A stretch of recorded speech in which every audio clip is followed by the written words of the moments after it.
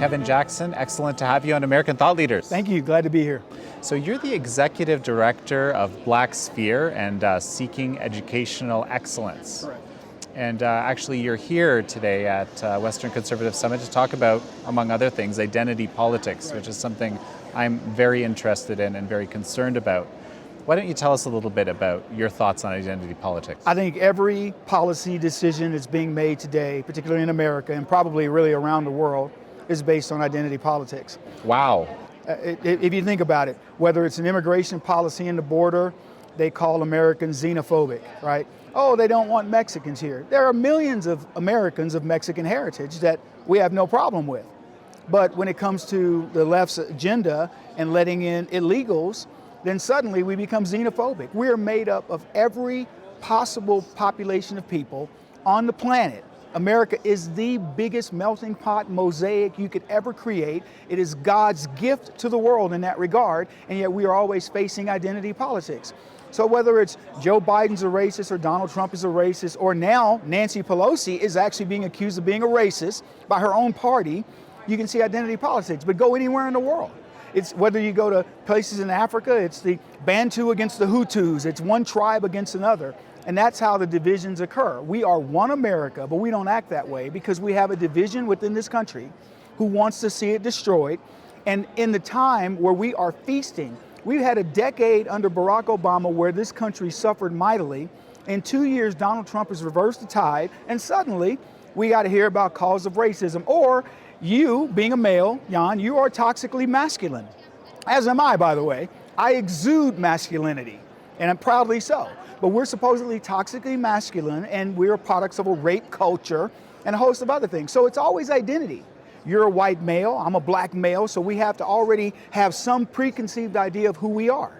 That's ridiculous. We are who we are. We're not judged based on, who we are inside, let's say. We're only based on who we are outside or how we're perceived to be on the surface. We're not even allowed to speak before we're even judged about anything. I mean, at least allow me to have a conversation before you start prejudging. And what's interesting is there's another side of the aisle which always is accused, the conservatives are always accused of prejudging and having all these preconceived ideas of who people are, and we're the ones going, hey, let's sit down and talk. I'm happy to talk to the LGBT community. I'm happy to talk to feminists. I'm happy to talk to open borders types. I'm happy to talk to New World Order people or any other crazy idea, because in having that discussion, I guarantee you I can make a case for why a pragmatist like me would say why I don't want open borders any more than I want to go home after I leave here and find somebody in my house that doesn't belong there, right? Right. So this is where we've got to have these conversations, and unfortunately we're not having them. So, identity politics, as you see, where does it come from? Give me an overview. It comes from, in a word, money. There's an old saying, if there's one lawyer in a town, he'll starve to death. If there are two lawyers in a town, they'll both thrive, right? Okay. So we're in a point where we've got to have two lawyers.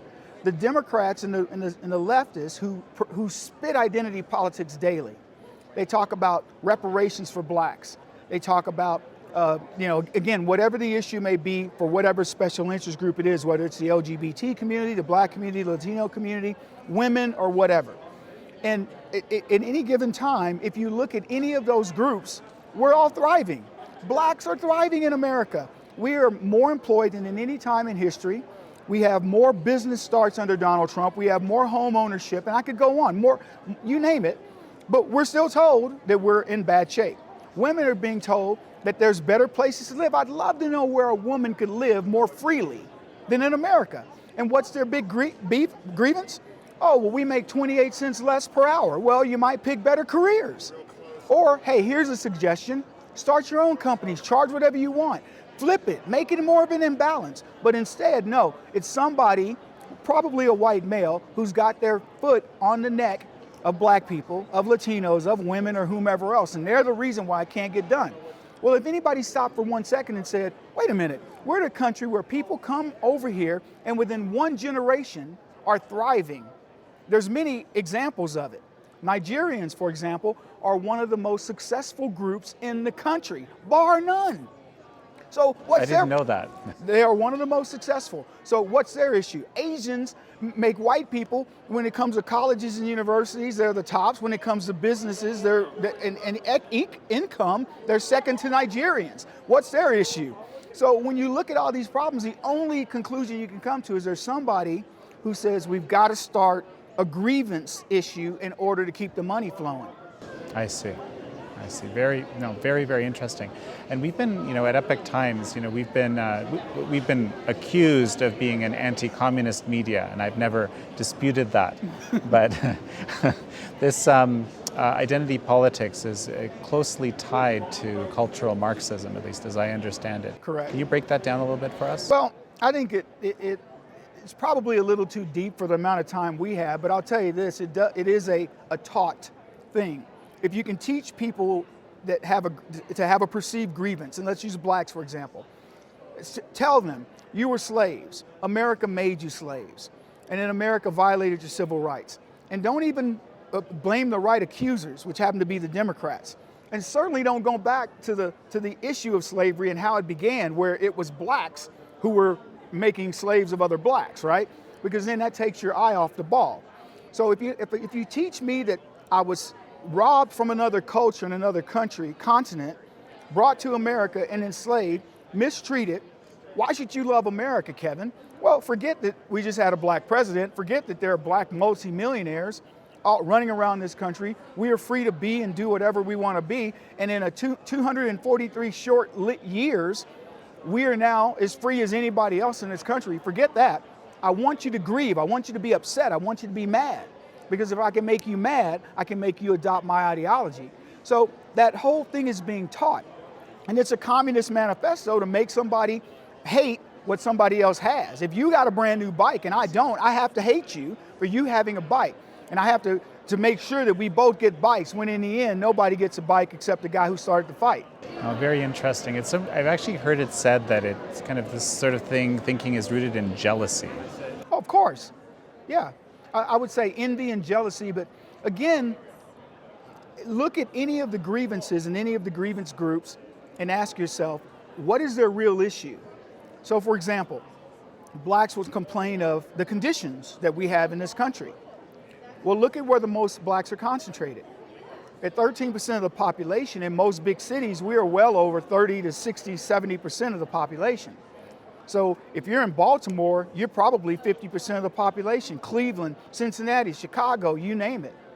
So who runs those cities? Mostly Democrats and probably other blacks. So where do our problems lie? They lie in, we don't have good housing, our neighborhoods are dangerous, we have the worst schools, we have the worst access to hospitalization, to our jobs, et cetera, et cetera. Well, who's causing it?